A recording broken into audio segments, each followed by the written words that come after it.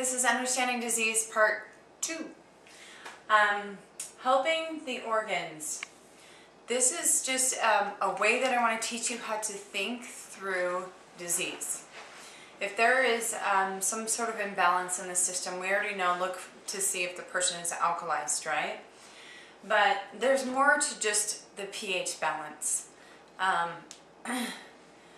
And there's more to just the other things that other doctors focus on. Dr. Young focuses mostly just on that pH because a lot of things will correct itself. It is a brilliant method. But there's, you know, the nutrients and the other things that need to be focused on, which are expertise that you'll find from other doctors as well. So if you're trying to help an organ that's troubled, for instance, here's a way to think about this. What organ system is the organ in? So you find out if it's in the endocrine system, which is your hormone-based system. Let's say your thyroid is having a hard time. If the thyroid is low, for instance, you say, okay, hypothyroidism. It's part of the endocrine system. So we've got all these hormones working in tandem. We talked about that just recently. Learn about that organ system and the organ itself. What other organs does it work directly with? We were talking about how the thyroid works directly with the adrenals and some others, like the liver in the feedback loop. Learn what the main target organs are that it works with in that feedback loop, and then see if any of those organs are having a hard time. One good way to do that is through iridology, where you can see specifically the different areas. You can see the organ systems, you can see the specific organs, and it's a brilliant science about where there's light in the body, there's health, and where there's darkness or markings that are dark in all of its many different ways that it comes, then it just tells you something's up over there. So what does the organ regulate? Thyroid. It regulates the thyroxine, and it also has a feedback loop for the parathyroids, where it regulates the calcium in the body. And so you'll notice that people with bone disorders need to also look at the thyroid and how the calcium balance is. And then you look at the nutrients. So how does it contribute to homeostasis? Wow, the thyroid contributes to tons of homeostasis. I actually had the beginnings of a mild form of a heart attack postpartum, meaning just after my baby. And what was going on? Well, it was concluded that my thyroid hormone that was supposed to maintain this homeostasis that helps all the other organs run and function the way that they're supposed to, it went so low that the heart couldn't even continue functioning as it's supposed to. And so left arm, shooting pains. I experienced the very beginnings of what some people feel when they go through a heart attack, and I was wondering why, so young and with such a healthy heart, I was having any problems at all. And so I learned about myself that I go extremely hypothyroid right after having a baby, and a lot of moms do. Depression and other things are a byproduct of that change in homeostasis with that thyroid hormone. What vital functions does this organ contribute to? It's really vital that your thyroxine stays steady, and your levothyroxine, which is your 4-iodine molecule. What does the organ produce? Thyroxine, levothyroxine, and it also produces, I can't remember if it produces calcitonin or if the parathyroids do, but in essence, it produces the hormone that will either tell the body to pull calcium from the bones or put calcium into the bones to maintain an alkaline basis with your calcium levels in your blood. What nourishes and cleanses that organ? Iodine. And we're looking at food grade iodine, seaweed, potassium iodide, kelp, dulse, lots of different sources. And how much do we need? Well, just keep in mind that the Japanese eat 400% more than Americans do. And your body, also a sign of the thyroid being low or perhaps not having enough iodine is that if there's weight gain suddenly, hormones are usually part of that, and thyroid is one of the number one things that doctors go to. Or if you're trying to lose weight and doing everything right, but the thyroid's not working, that is a key thing to point you towards, hey, is the thyroid doing its job of homeostasis? What nutrient deficiencies would affect that organ? It would not be able to make enough thyroxine if it doesn't have enough of the basic iodine molecules there. It wouldn't be able to make levothyroxine either. So this is a pattern. What organ system, what organs does it work with in that system?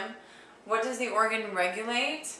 How does it contribute to homeostasis? What vital functions does it contribute to? What does the organ produce? And what nourishes and cleanses that organ?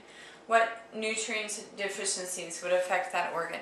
With all of those questions, you can actually find out enough information that you are miles ahead if you go into the doctor's office and you have all of these questions already answered. They may not even ask these questions. I've never been asked these types of questions altogether. It is a holistic way of thinking, and I wanted to teach you how to do that because when my body goes through problems, and I'm very blessed to experience a lot so that I can learn and then teach you what I go through and then how I triumph it, right?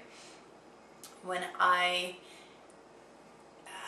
go to the doctor, I have to pretty much do this for myself. And then when I have that information, I'm in control. I'm the one who gives enough information that we don't have this needle in a haystack sort of a thing going on. We can go right to where that needle is in that haystack, usually by answering these questions. It's a time saver, money saver, and a health saver. Because the sooner you get better, the better you'll be faster, right? Ways to find direction. With that information, once you've answered those questions for yourself, and you can also write a letter to those organs in the body and find out even further what's going on emotionally, spiritually, and physically. You can ask the question, hey, thyroid, dear thyroid, am I feeding you enough iodine? And the body will be like a resounding, yes, thank you, or a resounding, no, would you get some stuff in here for me, please? You can actually do that. Blood tests are a more scientific way of doing it, but it's a needle in a haystack sort of an approach, and just keep that in mind. It's very useful, but they will have to order a bunch of different things if they don't have direction. Medical diagnostics, there's tons out there. Believe me, I was half a year's wages in debt with medical diagnostics and blood tests, trying to figure out all this stuff that was wrong with me when I almost died. And they just sent me home and said, sorry, it just is chronic fatigue. Go home. It's like, yeah, and when I come back in the autopsy room in the next few days, you're going to say, what? Iridology, reflexology, massage, acupuncture, etc. Those are exceptional. With iridology, you go straight to the iris. There's tons of information. Each color that's in there relays what organ system's stressed, or each area of darkness, each shape that takes place in that area of tissue has tons of information. It takes me about 5 hours to just analyze entirely a set of eyes. It's fascinating, actually. Reflexology on the foot, on the hand, but more on the foot than anywhere else.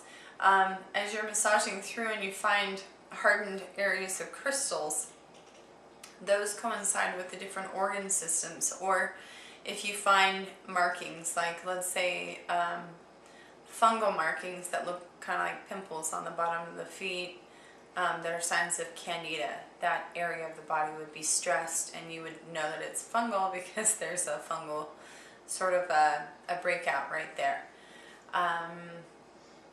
There's just tons of things that reflexology can tell you. So if you know reflexology, or if you learn it or find somebody who knows it, that can be very, very useful. Massage and acupuncture, all of the alternative methods do have a lot to offer with diagnostics. Sometimes, to be absolutely sure, you can start with a holistic method and then go and get scientific proof, if you may, whatever it takes for you, right? And then you can also ask the body questions and write them. Typically I start here, and then I go here, and then I go to the blood test, but I guess most people start with blood tests, and then they, in a crisis, not finding what's wrong with them yet, they'll go to something like this because it's a little bit more scientific than just something as simple as this. By small things, great things come to pass. Remember the story of Moses, where all the people had to do was look. You have more access to the information to take care of yourself and to take care of your loved ones than you know. You really are enough, and you don't need other people for most things. We are so grateful for those who are ready to help when there are those needs that need to be met by professionals, because they are brilliant. And I can't even imagine what it's like to go through school and be a surgeon who saves lives. Open heart surgeries. I mean, it's just miraculous, right? But as far as diagnostics go, you are actually the best person to get started on this, to receive that inspiration for you, your family members, and anybody else who comes and gives you permission to help them. Okay, so dehydration. This is one of the first things that I wanted to talk about in this. Most adults are about 70% water, but you're 90% when you're born. You're about 90% water when you're first born. Most of us are about 50% water when we die. So the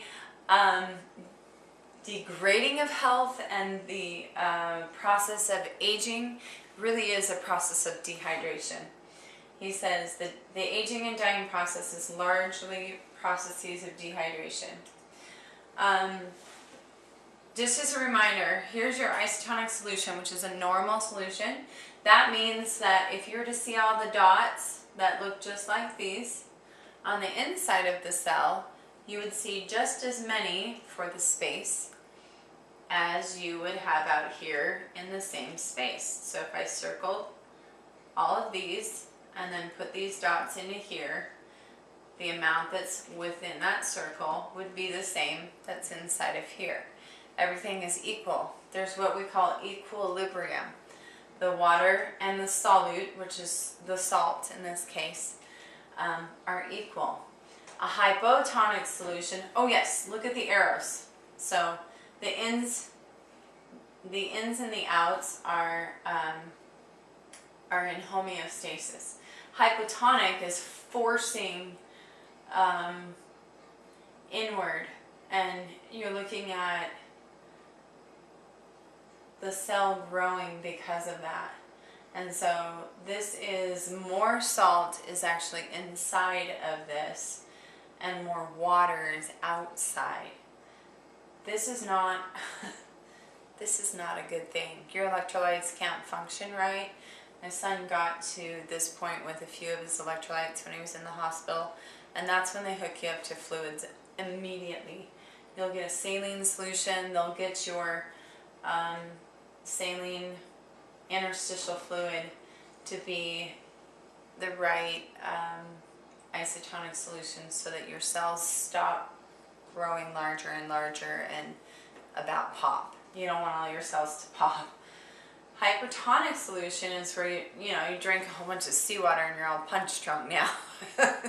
Too much salt, way too much, and that means that the water is leaving the cell and it's dehydrating it in essence.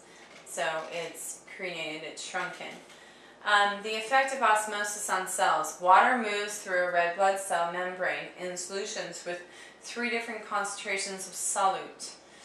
The isotonic or normal solution has the same concentration as the cell fluid, and water moves in and out of the cell at the same rate. A cell placed in a hypotonic or a more diluted solution draws water in, causing the cell to swell and perhaps undergo hemolysis, which is bursting.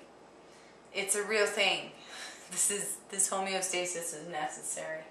The hypertonic or more concentrated solution draws water out of the cell, causing it to shrink, an effect known as crenation. And again, your life processes just don't take place very well when your red blood cells have all shrunken down. So, if you're stuck out at sea, you got to find a way to get fresh water, in other words. Okay. Shock that's related to pH. We're going to go into more of the first aid things later, but I'm giving you an overview of some of the different things that can happen in the blood that our EMTs and our paramedics deal with all the time. They'll come into a room and it smells kind of like coffee grounds around the person, and it's septic shock. So it's an infection in the blood and smells like rotten coffee grounds. Septic shock is, if you've heard of kidney failure where the blood goes septic, or if you saw the movie The Day After Tomorrow where she gets a cut in her leg and she starts getting septicemia, meaning a blood infection, you can go into septic shock once that infection starts really overtaking the whole body. Because what's going on, it's that the somatids that I was telling you about before, when the body goes acidic or gets into an infection sort of frame of functioning, everything goes acid, everything starts tearing down, the body just goes, oh, well, it's time to turn the body back to dust, and all heck breaks loose. All the somatids start tearing down your body until you really do go. And it's because the infection's so rampant and it's just not sustainable anymore. And the breakdown process, once you are close to death or once you die, is very, very quick. And to come back out of that, they usually give you lots of fluids and things, and then you're in a rebuilding phase in the hospital for a while. And you can go down and then come back from that. I'm pretty sure I did. I had a kidney infection once, and as the infection started infecting the bloodstream, I never went into septic shock, never had to call paramedics with it. But I did pass out, and if I had stayed there alone and somebody hadn't rescued me, my neighbor, then I probably would have gone into septic shock slowly, and just, my story would have been I just went to sleep and never came back. So septic shock is an infection. The way to prevent it is to make sure that the blood is alkaline, number one, that you have enough of an antibiotic agent that's killing off the infection. So if you don't have access to antibiotics, or if you don't have medical care, we're looking at something like the Super Garlic Immune Formula by Dr. Christopher, where there's like a truckload of garlic in a bottle of it, in a 16-ounce bottle. There's a massive amount in there. And there are the infection formula by Dr. Christopher as well, that you have the recipe for in your workbook. You can actually make that and use it preventatively. You do not want to get to a point where you're in shock that is really hard to come back from without some medical care. But I would be putting cayenne, lobelia into my system if that happened to me. And massive doses of water to cleanse me out, and with electrolytes, because I'm sure that that whole system would be messed up, and I'd be taking lots of the infection formula, or even better, super garlic immune. The metabolic shock is a different kind of shock. It's usually from prolonged periods of fluid loss, like diarrhea, vomiting, urination, electrolyte imbalance, or mineral insufficiency. This can lead to severe acidosis or other fatal imbalances. Do you see this? This is what they teach paramedics. Metabolic imbalances can cause severe acidosis, and septic shock is severe acidosis. They have known for a long time about pH, and even though they don't teach it in med school, they're teaching it in a non-direct way. It's like they're missing the whole point of what Dr. Young discovered. Other types of shock are also imbalances. Cardiac shock. That's where your heart stops pumping blood. Now, your blood has to be moving in order for the red blood cells to be in a homeostatic, how do I explain it? They will float to the top or to the bottom. They will not stay in a solution. If you've ever seen blood separated in the plasma and the vials that they capture, and then they do blood tests on them later, your blood will start to separate in that way just because it's not pumping anymore, which is why CPR is so important. The blood has to keep moving so you don't go into severe acidosis from the mere fact that your blood needs to be shaken up. It needs to be moving. It needs to have red blood cells in every part of the solution, and not have them floating to the top and then causing crusties and whatever it does. It is a biochemical thing that has to keep going. So know that about cardiac shock, is you don't want to go into acidosis because the heart stops pumping. Hemostatic shock, it's also called hypovolemic shock. It's a loss of blood.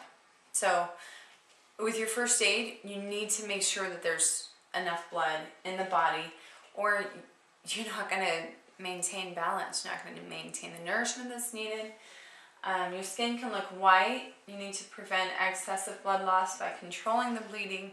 And a friend of mine who was bleeding slowly started turning white, and her body wasn't getting enough of the iron reserves that were needed to build blood, and the alkaline agents that are needed to boost the production of blood. And she just got whiter and whiter and whiter, and so we had to help her quite a bit. In that case, that kind of a shock, I would certainly give cayenne pepper. It tends to help internal bleeding. I've had internal bleeding before. It was a hemorrhage postpartum, and I could have bled out that day if I didn't have some cayenne pepper. I had to take a lot of it. So when there's bleeding, just know that someone can go into hemostatic shock, and that's not going to leave enough to maintain life. Actually, George Washington, back when they used to do bloodletting, they let out, I don't know if it was 2/3 of his blood or up to half of, they let out so much blood because he had a cold and they were trying to help him get better, that's how he died, was through bloodletting. And it's just because they didn't know back then. Respiratory shock, too little oxygen in blood. Watch for this. The skin can actually go into cyanosis, is what they call it in the insert, or with the paramedics. It's just the skin's blue, and you get this light shade of blue that's telling you that this person's not getting enough oxygen. That's usually when they start going on ventilators and things. I have a dear family member, my uncle, whom I love, who died of emphysema, and I never saw him really go to the point where he was blue. He was very well taken care of, and he was on oxygen, and he felt it, but his body wasn't able to use his lungs to get enough oxygen naturally into his blood cells.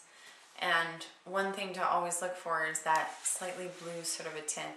I did have a client come in at Good Earth when I was working there, and his skin was definitely light shades of blue. Sometimes there were green and yellow areas. He was very, very ill.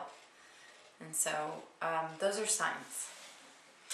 Insulin shock, excess insulin's in the blood, which means too low of blood sugar or weakness, incoherence, convulsions, or even worse, coma. So this is typically with diabetics who already know that they're diabetic. They have insulin that they inject into their system, and perhaps they didn't do their math right with their carbs. Okay. These final stages of Understandind's wheel, this is an actual yeast form right here. And what I really want you to do is look at that video that I'll send the link out for. You have to watch it. It is, when I was praying to know, this is how I found it. It is the cure for all diseases on this earth. If so, can I have access to that information? And I was led to Understandind's wheel, Dr. Young's research, and a whole bunch of these other things that I'm teaching you, and I've put it into all this curriculum. And so the overview of all of it and what explains it is this awesome video. So we'll send that to you. Bacteria. If you're acidic, toxic, unhealthy conditions can cause a blood cell to actually pleomorph or change into a bacteria, and probably, oh, this is backwards. It can change first into a virus, which is smaller than a bacteria, and then it can go into a bacteria after. Dr. Young's video, we already watched it, where you saw the transformation of the red blood cell from a raw bacteria back into a red blood cell once he realkalized the blood, and it went back and it like looped around and created the outside barrier of the red blood cell, and then started to reconstruct itself as a red blood cell. That was just miraculous to me. And it's not every single cell that does it. I think it's more when you get into septic shock or things like that, that all of the cells start to break down. But there's only a certain number of them that tend to pleomorph or change form. Okay, bacteria risks. Salmonella organisms, typhoid bacterium, Vibrio cholera, bacillus. It's a good idea to get to know the different kinds of bacteria that could be in your water if you are in a self-sustaining sort of a situation. Let's say you don't have city water for some reason. We didn't have city water for a while, so we just had to get some bottled water. If we'd gone out to the lake, I've already experienced trying to filter that before. I don't recommend it. If you live near a lake, you're going to be looking at a lot of bacteria risks, even viruses. They just live in that sort of a habitat, and lots of parasites. It's really gross. There's tons of fungus that can be in there. The toxins that are in lakes, rivers or running water is better, freshwater sources, but you've still got to safeguard yourself against these. And in many countries outside of America where the municipal systems are not as high end, they face this stuff daily, and then they just have to survive and co-evolve and adapt with it. It's another reason why when we go to Mexico we get GR'd again, and when they come here they get who knows what kind of sickness, right? We become accustomed to what we're exposed to. Shigella, pathogen. So there's all these different kinds of bacteria and pathogens. I've just become familiar with whatever floats your boat because there's millions out there. viruses.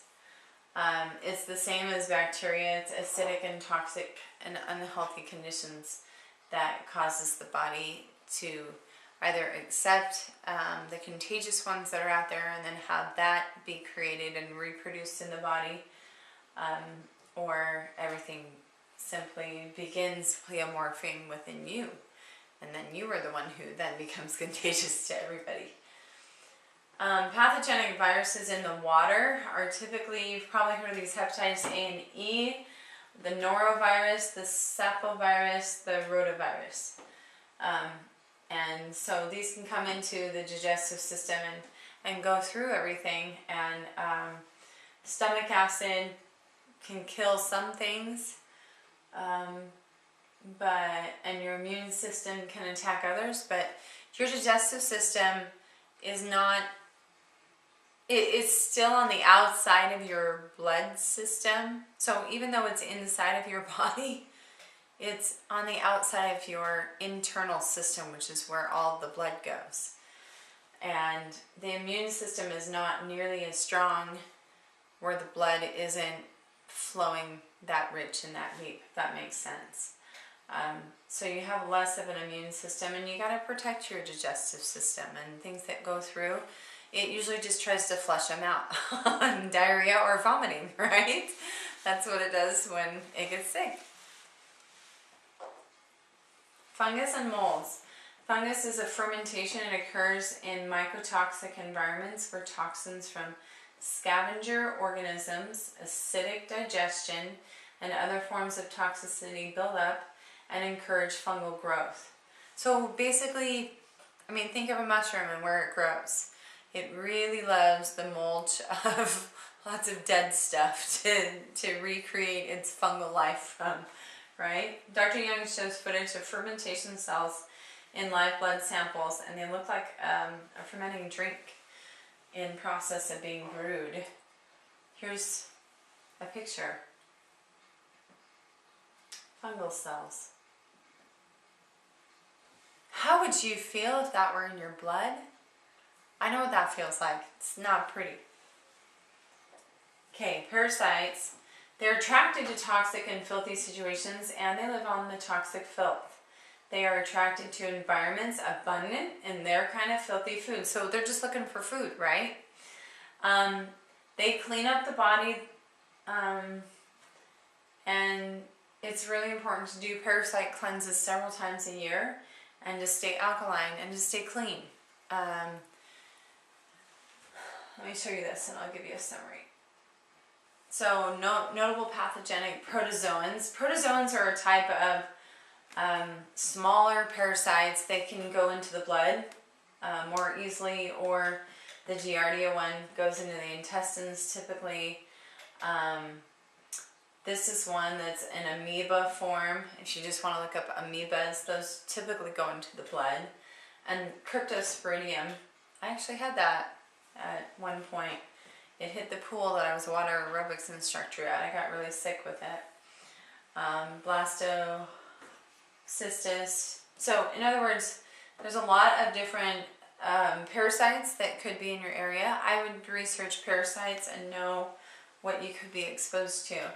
And you have some recipes, and don't worry, you have some things I'm going to teach you to help you with all of these problems when they do arise. Helminths, they are worms in essence. Can we make sure that the camera is catching some of this? This is a tapeworm right here. This is another kind of damaging worm. Here's a whole bunch that are inside the digestive tract. Did you know that if you go barefoot, it's really nasty? There are certain kinds of parasites that will go through the bottoms of your feet, and they'll start climbing through your skin. You may not feel it. It may just be an itch, or it may be painful, and they can go through and up into the legs. These ones you tend to see people trying to pull them out by using a popsicle stick and turning them, and then they get the whole body of it out. It's more of a third world thing. And then these ones are hookworms. And if you see these teeth right here, this is a microscopic image. These are the kind that just go in, latch on, usually into your intestines or wherever it's feasting in your body, and it will just suck your blood. These teeth bring the blood right into their little bodies, and it nourishes it. So a lot of times you'll find that if you are iron deficient, or if you know somebody else who's iron deficient, and it doesn't matter what they do, they just are continually iron deficient. Number one, they may not be alkaline enough. Number two, there may be those little blood suckers in them. It is a sign. And when I am super anemic, which I tend to be on the anemic side anyways, even though I try to maintain that with nourishment and with alkalinity and with parasite cleanses. When I get really low, dangerously low, I know that I need to get these guys out. Poor sanitation is usually the cause of getting these kinds of things. Or, you know, you go walking in a river or some things like that. And if you've gotten them, just get them out as fast as possible. It's kind of a shame that we would be scared of exploring the world around us. But here's the other thing, there's parasites everywhere. And if you think that just because we live in America, you're not going to get parasites, hopefully you're right, and you won't. But there are certain spiritual characteristics that would invite parasites. And so just keep that in mind as well. There's emotional things that can be there. But if you are exposed to it, I would just plan on doing, I mean, everybody's exposed to them. You go sit on a toilet seat, you go walk in the grass where animals have been, you go walk in a stream where there's lots of fun things going down the stream. You eat some food that's not cooked properly. Pork, parasites, they have been proven to live up to the temperature at which they would be killed at is where it would render the meat into ashes, like some 400 or 500 degrees. And so pork parasites are especially resilient, and if you tend to eat pork, you probably need to be taking a parasite remedy the very day with that meal. Otherwise you can just avoid pork altogether and avoid a large number of parasites that you put into your body. Lots of vegetables and things have them on them too, and I tend to wash all my vegetables with grapefruit seed extract, and I put them on a vitality mat as well. Some other things I'll teach you more about. Avoid heavy metal toxicity. You need proper hydration and healthy chemistry.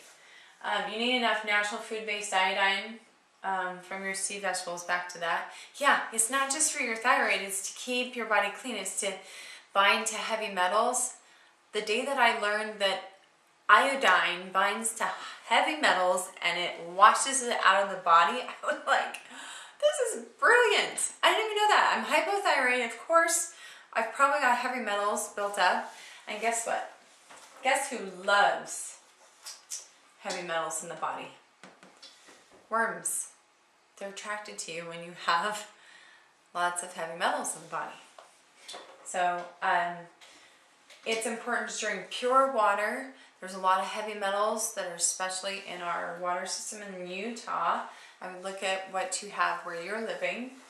Avoid heavy metal exposure with, like in factories, for instance, or how else in our homes can we get heavy metal toxicity? I'm sure different cleaners, hair products, things like that. You need healthy emotions as well, so you don't attract heavy metals to come and stay. They're of a super low vibration. This is kind of what it looks like in the blood. It looks like everything's dipped in silver. But there's a lot of heavy metals. And then there's fermentation in here as well. Just wanted to show you a sample. I have a reverse osmosis machine which renders the water the closest to distilled, which is close to pure H2O as you can on a high functioning system. And the reverse osmosis system had about 2 pounds of sediment per month. My filters weren't even brand new and changed. That was running on old filters. So when they're brand new and changed, I've often wondered how good it'll be. Probably like 1 pound per month. But 40 pounds of sediment per month goes through my pipes without the reverse osmosis system.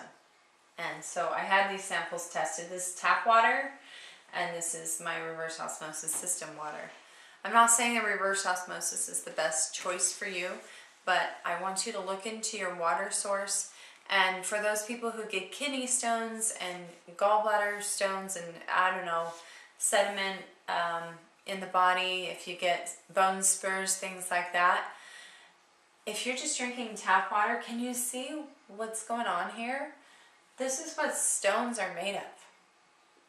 And if your water source is constantly this low vibration set of minerals, it's not a great thing. There's a few options there. Filter them out, but you can also alkalize the water with a Kangen water machine, raise the vibration of it, and then it becomes the right kind of molecule for the body to bring in.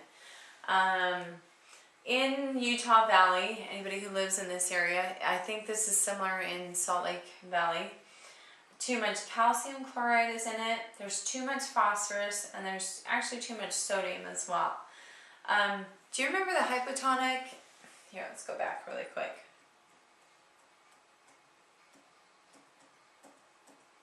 Okay, blood. If you have too much calcium out here, let's say these dots are calcium instead of salt, you are creating a not so happy situation, right, with the cells. And so the cells are going to want to try and move that calcium out of the blood, and it tends to park it wherever it will stay. And that's one theory as to how you get bone spurs, as to how some of the arthritis starts creaking the joints a little bit. Stones in the body, that really explains why the kidneys would get it, because the kidneys are trying to purify it out as fast as possible. Don't make your kidneys the water purification system. Do you catch my drift there? Purify your water. And if you think that your city is responsible to give you the right kind of water for your most optimum health, I don't agree. I agree that it is your responsibility to take what they have. They've already pre-filtered it for you at one level. They've made it safe for you to bathe in and to wash your clothes in and, you know, things like that. But your body actually needs a higher grade of water, so find a system that works for you. You do need a filter, and start small if you have to. I don't care what filter it is, even if it's just an activated charcoal filter like a Brita filter or something. Start there, and then find the kind of water that helps you create a happy and healthy alkaline environment and a pure environment, so that the closer it is to pure H2O and then some alkaline minerals that are of a high vibration and are active in there, when you get to that point, your body's going to change. Alkaline water is one of the #1 things that helps people change their health overnight. So, going back forward, the body is resilient. The body is so resilient, physicians or healers, they don't cure patients. And if you think that they cure patients, I guess that's up to you. But I strongly believe that this marvelous and complicated machine that we call the human body has built into it its own wonderful healing mechanism.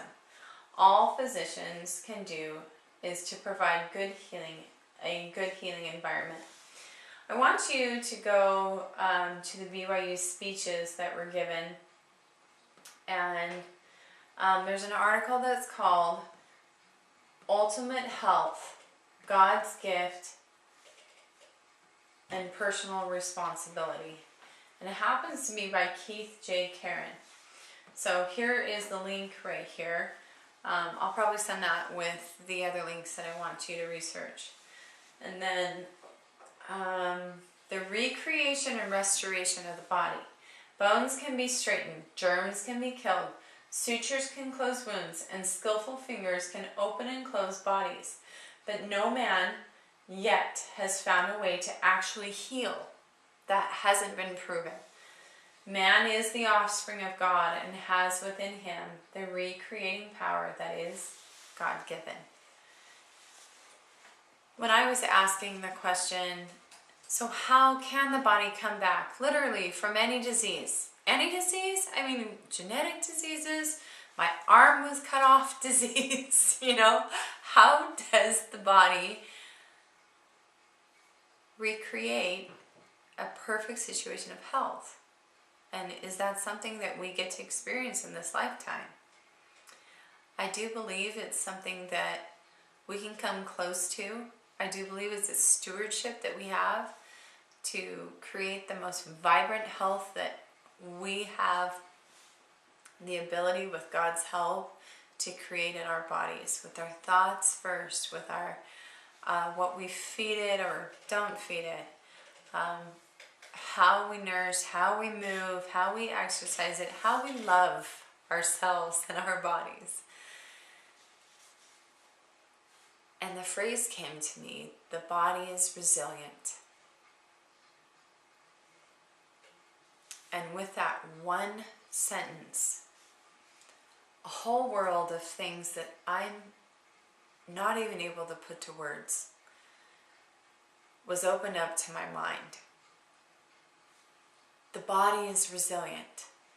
And I saw people with all of the different ailments, and I even imagine in the Bible where the woman with the issue of blood for many years, all of a sudden had a change in her body like that.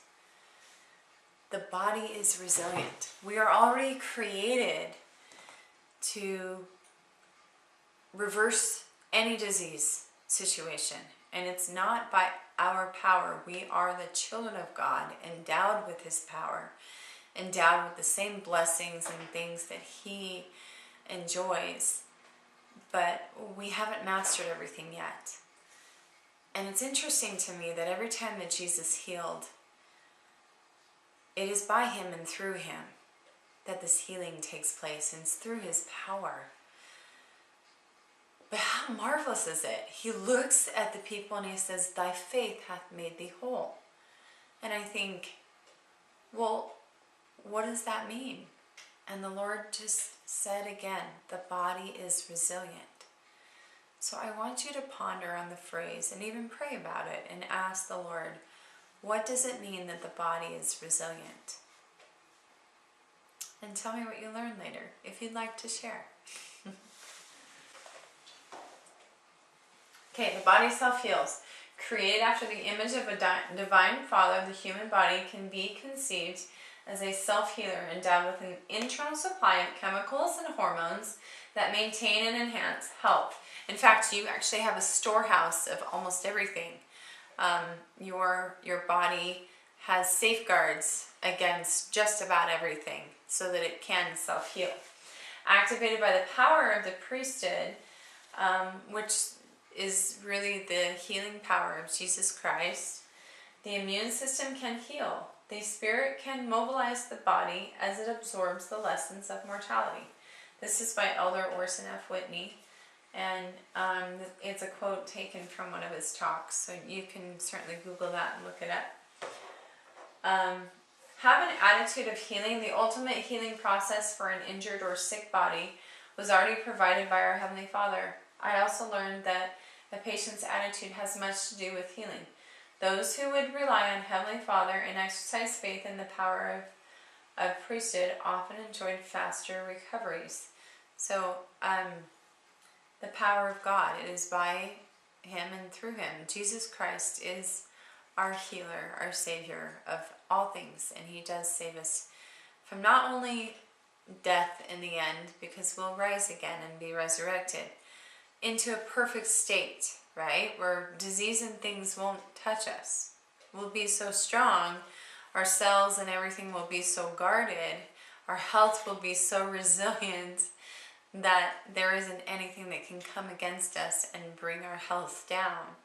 But also the love that we have for ourselves will be so bright and full of light and the love of God that our spirits won't create the beginnings of disease that would then manifest in the body and then start degrading and spiraling down. So this particular quote is from A Divine Prescription for Spiritual Healing in the Ensign, found on lds.org, May 1994, page 17.